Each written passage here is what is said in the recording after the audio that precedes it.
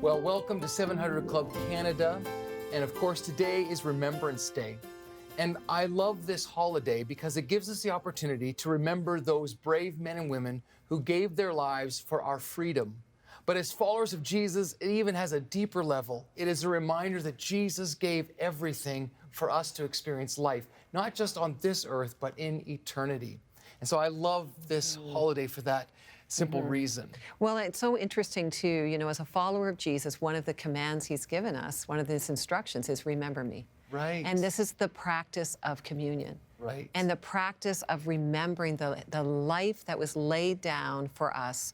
And that's what we do on Remembrance Day. We remember many of those who laid down their lives for the freedom of many people around the world. My father-in-law, Eric Hartshorn, was a veteran, as well as his brothers. And so, you know, he's in heaven today, but we remember in our family the lives that were given for our freedom. Yeah, and to all of you veterans who are watching and all those in service of our great nation, thank you for doing that for us. You know, I'm reminded of a story that happened in World War I. There was a battalion of soldiers, and they were trapped in what was called no man's land. And in World War I, it was trench war, and there was barbed wire and debris, and these men were caught, and they were coming under heavy fire. And the commanding officer said to his men, I'm going to give you a command, and you must follow it no matter what you feel or think.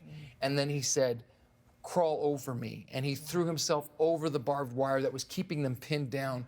And one by one, those soldiers walked over him to their freedom, even though it cost him his life. Wow. And I'm reminded of that story because that's exactly what Jesus did for us on the cross. He said, follow me, follow me. Not because I need to be controlling, but because it's the only way you'll experience freedom from the no man's land of sin. Yeah. And so I hope that you do that today. That is what it means to follow Jesus. So beautiful. This is the incredible story of the Hester family. Watch this. God has given me so much through what I thought I had lost. I found out I was pregnant, and I wound up losing that baby. And so that was kind of a defining moment for me. It was tough and hard to walk through. I think if I'd had that child, I would have felt like my family was complete and that everything was normal for me and we would have moved on. But that loss birthed a hole in me that God designed, I believe, to fill with this calling for foster care.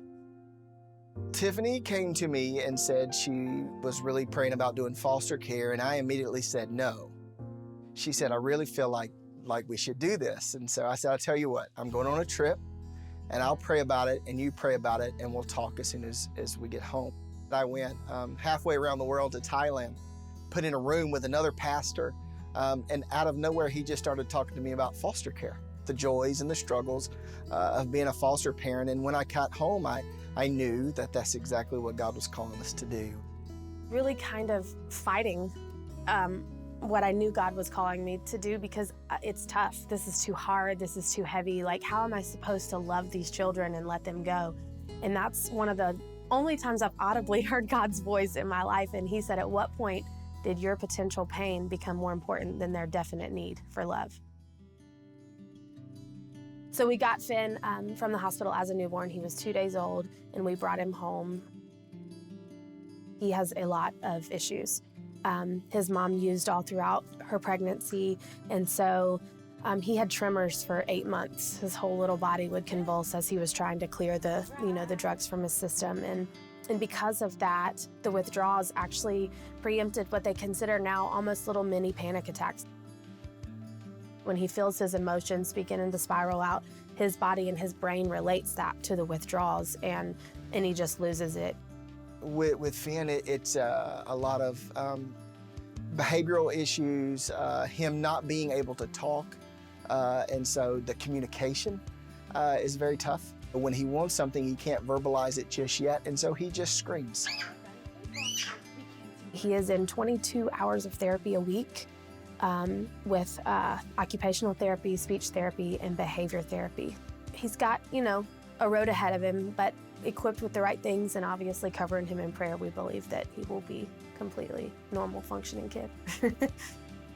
Josiah, when he was born drug addicted, and so it took him 3 weeks or so in the hospital to be weaned off the drugs.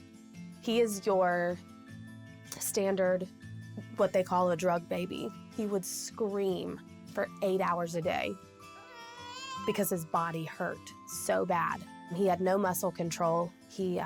Because he was on methadone, in the hospital, he laid on his back for 3 weeks, which caused him to have a flat head in the back, which he later needed a cranial helmet for to correct that.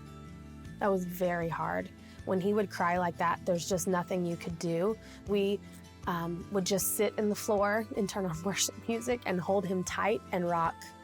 That was all you could do. We have to stop and take a deep breath and remember that he's not suffering from these things by his choice. This is because of a choice that someone else made. I firmly believe that God gives you grace for what he's called you to. The heartache, the hardship is bringing these kids in and loving them like they're your own, but letting them go because they're not. I believe that we are truly walking out what God has called us to. So in the moments when it gets tough and we want to give up or we want to scream or cry or whatever, like being reminded that this is what God has called us to. It's when things get hard, and they will get hard. It's really important that you're in it together. You still have to continue to invest in your marriage just like you did before, if not more. We do try to spend a couple of hours together each night after all the kids go down and go to bed. Our family has changed quite a bit. It definitely requires all of us, working together. I've seen my girls step up in ways that I never, knew they could. I tell people all the time, there's no way we could do what we do without them. When the therapists come, they want to sit in the room with them so that when they go, they know how to respond to Finn's behaviors. And we actually took a day and made sensory bottles and sensory bags for Finn to use in therapy. They were a part of that. He can just shake them, so it redirects him almost from hitting. It helps him when he steps on the bag, it calms him. We have a great time as a family. We love the time with the boys, being able to play outside on the swings or down by the water or putting together puzzles and stuff like that. My favorite part about Finley is he's super funny and sweet at the same time. He is just silly. He is a lot of fun, and he knows he's funny. And my favorite thing about Josiah is just his sweet demeanor. He is a snuggle bug, and he will smile at you every time you walk in the room. He's precious. You spend more than 2 nights in my house, you get a picture on the wall. That is a very physical reminder. I want to see the faces of these kids every day so that I can be reminded to pray for them no matter where they are in their journey. You don't know how long these kids are coming in for. You don't know how much of yourself you want to give, but they need it. They need as much as you can give, especially in those moments, because it is truly their darkest moments. It's okay to love and hurt so that they can experience love. I think that it's not a mere suggestion. I think that God tells us to care for the widows and orphans in James 1:27. And so I think that foster care is a part of that. Not everyone can open up and be a foster family. I totally understand that. But I think that there are ways that you can get involved in the foster care community and help serve that in the ways that do fit your family, whether it's respite care, doing that short term instead of those long-term placements, or whether it's partnering up with, local nonprofits who are helping the system. God has such a heart, for the fatherless, and that's what we're talking about here, is these kids that need family.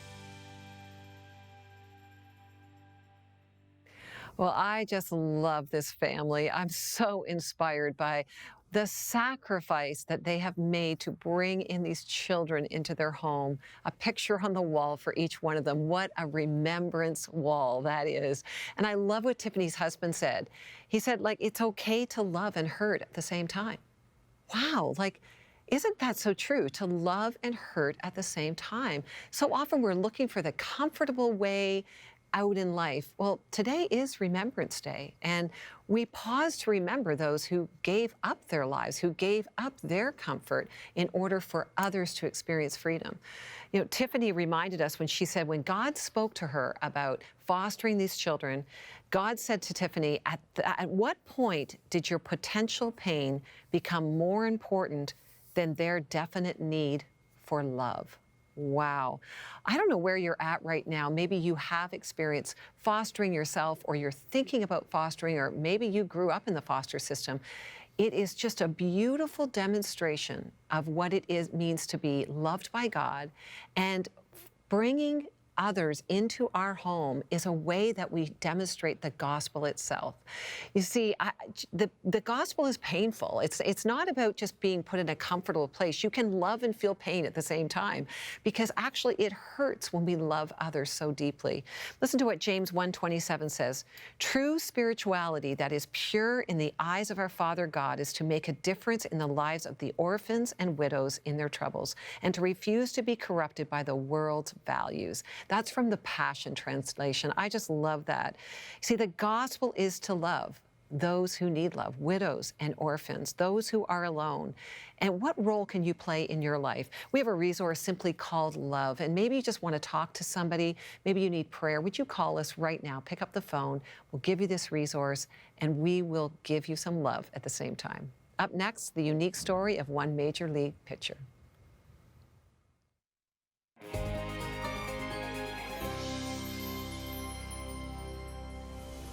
Of all the Major League players, one separates from the pack. Detroit Tigers pitcher Daniel Norris, whose unique approach is as different as the changeup he throws. The changeup, that's a very good analogy. The 26-year-old left-hander is branded the Van Man, living his off-seasons unconventionally in his 78 VW while taking in life with conviction. Labeling: minimalist, nonconformist, free spirit. How does Daniel Norris define himself? I've always seen it as myself. I've always just kind of done what I've enjoyed, and whether that's being off the beaten path or non-conforming or whatever it is. Intrigued by curiosity of the world, I guess, and that's where my adventures come. And then as far as the minimalist is, that's just the way I was raised. We were always very simple. We had only what we needed and nothing in excess. As a pitcher, how does the position capture that personality? I think it brings me out of that comfort zone, because a lot of times, off doing my own thing, I'm holding my right hand all day. That's where I have that calm and that peace from. But on the mound, it's like he kind of lights a fire under me to go out there and compete for him. You, in that 78 VW camper, you're inseparable. The off season, I spend a lot of time in it, and that's when I'm living it. When I get in the van and I go somewhere, the destination's always great. It usually involves water. I like to be by the ocean, but the journey there is always just so peaceful. I mean, I can't go over 55 miles an hour, and you know, you're in the right lane, and I'm just talking to God the whole time, or if I'm listening to music, that's something I've just always enjoyed. As a photographer, what does that lens let you see that the eye normally doesn't? For one, I want to share God's creation, whether that be the mountains or the ocean or a human being. I want to share that, and I'm very drawn to the homeless people or poverty. And I think that we all can be inspired by St. Francis and to follow Jesus in giving. For me, that's just so inspiring to be able to want to help the people that are less fortunate, and that brings me happiness. Living intentionally, that's just so important to me. Living intentionally, is that another way of living with an eternal perspective? Absolutely. I mean, every single step I take every day should be with the intentions of living eternally with God. If you're always focused on God and your mind never leaves Him, you're not going to make the mistakes that have held you captive your whole life when you fall victim to your failings in the past. So for me, it's living intentionally means living with God, every step. There's intent with every step. Every pitch has intent. When we hear nonconformist, radical, it's not often Christianity is tied to that, especially today. Should Christianity be at the forefront of that conversation? I believe so personally. Being a Christian is radical. You should live radically. You should love radically. You should give radically. For me, I challenge myself to kind of live that way and just go out of that comfort zone. I think that's just really important to really embody, Christ in that way. Is think, what would Jesus do? He would do a lot of things that we're not doing. How do you think the current American church could show a greater contrast of Christ in culture? We think of church as we walk into it, but I think church and worshiping God is every day. It's individually, as a team, as a congregation, it's everything. I can go to this baseball field and worship God. I can go in my van and worship God. To me, that's church. My main goal is to glorify God no matter what I do, whether it's warming up, throwing a bullpen, pitching in a game, striking people out, or even giving up a home run, and trust that God will get you through it. I'm very cognizant of it as I'm pitching. To me, that's church, and we shouldn't feel conformed into the building. And so as I was watching that story, I got thinking to myself, what would make a professional baseball player with all the money and all the fame sacrifice so much to help other people? And I can only think of one explanation, and he gave it. It was the love of Jesus in his life, the love of Jesus that had transformed him. I got to think about this passage in the Bible where in Romans chapter 8, verse 29, we're reminded that for those God foreknew, he also predestined to be conformed to the image of his Son, that he might be the firstborn among many brothers and sisters. Now, if you just read that quickly, that's a lot of big words, but really, what does it mean? It just means that God knew you before you were even born. God knew every day you would live, everything you would experience, and he loved you. He predestined you. He has a plan for you. But the reason that God does this for us is because he wants to conform us into the image of his Son. Well, what does that mean? Well, I think like all kids, we want to be like somebody. So I'm sure in Daniel Norris's case, there's many kids who want to pitch like him. Maybe there was someone who inspired him to pitch the way he does. But there's always someone that we look up to, admire, we want to be like. I got thinking of my own grandfather, Reed Markham, who was a veteran, who passed just recently. And he had such an impact in my life. He was a strong man, a courageous man, quiet, not a lot of words, so I maybe didn't pick up that part, but a man of great integrity. He so much he inspired my life that I named my firstborn son after him. So I have a son, Reed, in honor and memory of my grandfather, Reed. And here's what Jesus does for us. He steps into our existence and he models what love can really look like. It is radical, it is costly, but it is the way to experience the life you were predestined to live. So live in his love radically. Up next, no matter what you are facing, Lori returns with tips for more courageous living. He came home one day from school and he was having a lot of pain in his heart. And he started breaking out in what looked like hives because I knew something was seriously wrong with him and it was worse than we had thought.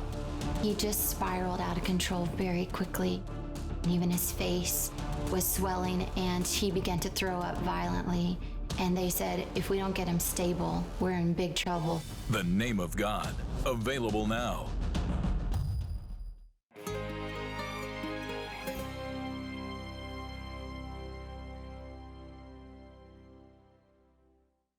Are you facing something in your life that seems uncrossable? Well, maybe you want to step into what God has for you, but fear is holding you back. Or maybe you're facing a health or financial challenge that you cannot see a way through. I want to encourage you that if you're willing to trust God and step out in faith, he will not only bring you through to the other side, but he will use you to help others step out and trust God too. In Joshua 3, there's this moment where after 40 years of wandering in the desert, the people of Israel are once again facing an uncrossable body of water. This time, it's the Jordan River that stands between them and the Promised Land. It would need a God-sized miracle once again to get across, and we see that God used the priests in bringing about that miracle. God told them to be the first to go, the first to step into the water. Here's what happened in Joshua 3:15 and 17. But as soon as the feet of the priests who were carrying the ark touched the water at the river's edge, the water above that point began backing up a great distance away, and the water below that point flowed onto the Dead Sea until all the riverbed was dry. Then all the people crossed over near the town of Jericho. Meanwhile, the priests who were carrying the ark of the Lord's covenant stood on dry ground in the middle of the riverbed as the people passed by. They waited there until the whole nation of Israel had crossed the Jordan on dry ground. Wow. The priests, they had a scary job. Not only did they have to be the first to step into the water, But they had to go right into the middle of the river, into the deepest part, where they were required to stand and wait until the entire nation had safely crossed. If that wasn't enough, they were responsible for carrying the Ark of the Covenant the entire time, which represented the very presence of God. Now, what can we learn from this? Well, first, if you are a member of God's family, you're a priest. 1 Peter 2:9 says, but you are a chosen people, a royal priesthood. So, like the priest, even when something seems uncrossable, when there's a great divide between where you are and what God has promised you, you are to step into the unknown, putting all your trust in God. When you feel like maybe you'll drown in debt or in the health or relational crisis you're in, when you want to obey God but you're afraid, as priests, God requires us to step out in faith and trust Him.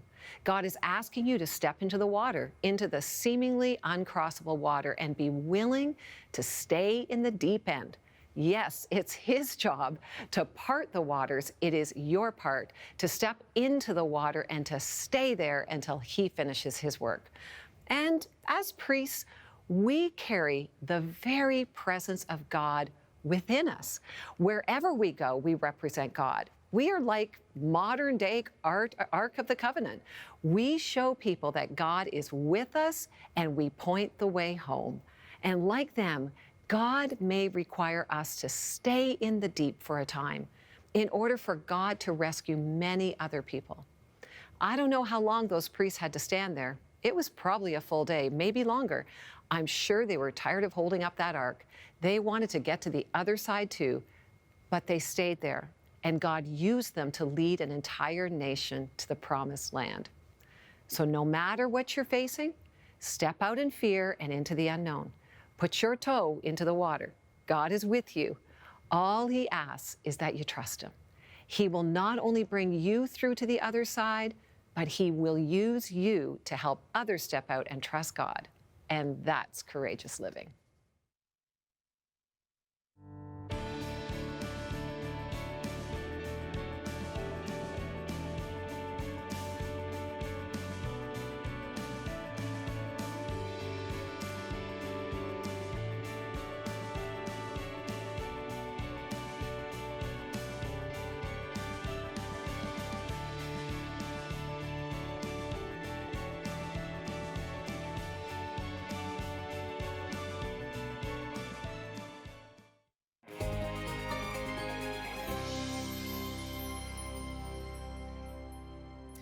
And so what a great opportunity we've had today to really remember. And in honor of Remembrance Day, we recognize that because of COVID, many of us across this nation are not necessarily going to get to a ceremony. So we thought as a family, we should just take a moment to remember those who gave their lives for our great nation. So we want to invite you and encourage you just to take a moment of silence right now as we remember.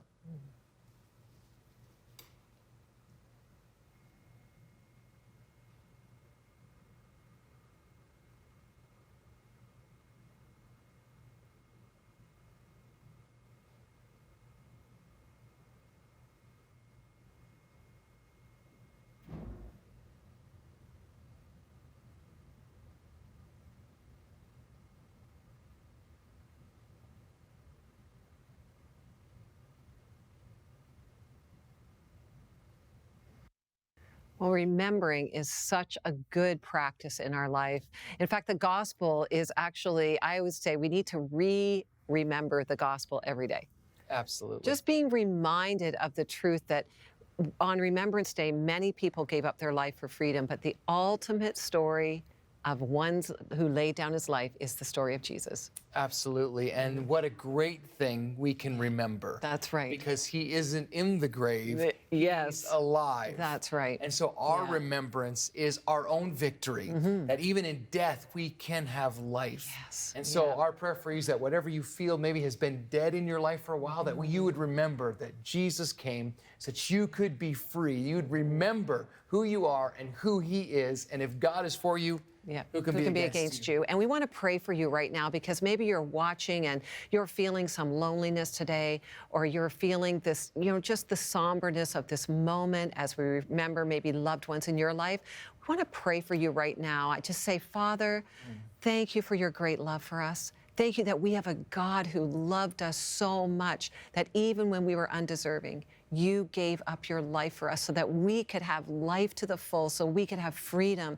And we thank you and praise you. And I pray for people across our nation today that they would not only remember those who had served in our country, but we would remember that you, Jesus, are King and Lord, and we can trust you with our lives. In Jesus' name, amen. Amen.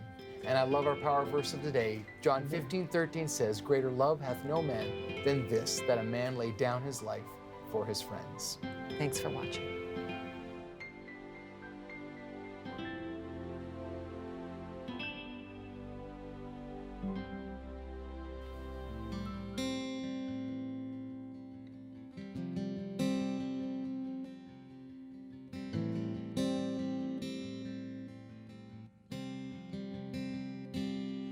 When the fire inside's not burning anymore,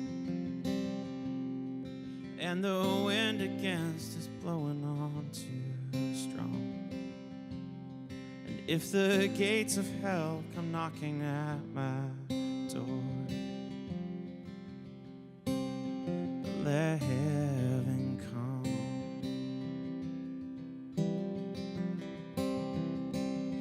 There's a stirring in my soul, a longing to be close. I need more of you, God. When my heart is overcome, still I cannot get enough.